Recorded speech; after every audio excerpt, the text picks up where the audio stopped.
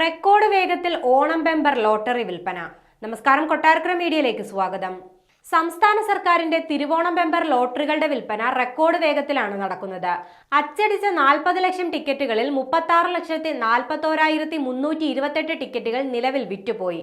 Ticket വിൽപ്പനയിൽ പാലക്കാട് ജില്ലയാണ് മുൻപിൽ. സബ് ഓഫീസുകളിലേതുൾപ്പെടെ 6,71,240 ടിക്കറ്റുകളാണ് പാലക്കാട് ജില്ലയിൽ ഇതിനോടകം വിറ്റത്. തിരുവനന്തപുരവും തൃശൂരുമാണ് തൊട്ടു പിന്നിലുള്ളത്. അതേസമയം തന്നെ കേരളത്തിൽ മാത്രമാണ് സംസ്ഥാന ഭാഗ്യക്കുറിയുടെ വിൽപ്പനയെന്നും പേപ്പർ ലോട്ടറിയായി മാത്രമാണ് ഇവ വിൽക്കുന്നതെന്നും കാട്ടി ബോധവൽക്കരണ പ്രചരണം വകുപ്പ് ഊർജിതമാക്കിയിട്ടുണ്ട്. 25 കോടിയാണ് തിരുവോണം ബെമ്പറിന്റെ ഒന്നാം സമ്മാനം.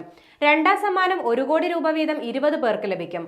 മൂന്നാം സമ്മാനം 50 ലക്ഷം രൂപയും 4ഉം 5 സമ്മാനങ്ങളായി യഥാക്രമം 5 ലക്ഷം, 2 ലക്ഷം എന്നിങ്ങനെയും ലഭിക്കും. വ്യാജ ലോട്ടറി വിൽപ്പനയ്ക്കെതിരെ പ്രചാരണവും കേരള സംസ്ഥാന ഭാഗ്യക്കുറി വകുപ്പ് ഊർജിതമാക്കിയിട്ടുണ്ട്. കഴിഞ്ഞ വർഷം പാലക്കാട് ജില്ലയിൽ നിന്ന് ടിക്കറ്റ് എടുത്ത കോയമ്പത്തൂർ സ്വദേശിക്കാണ് ഒന്നാം സമ്മാനം ലഭിച്ചത്.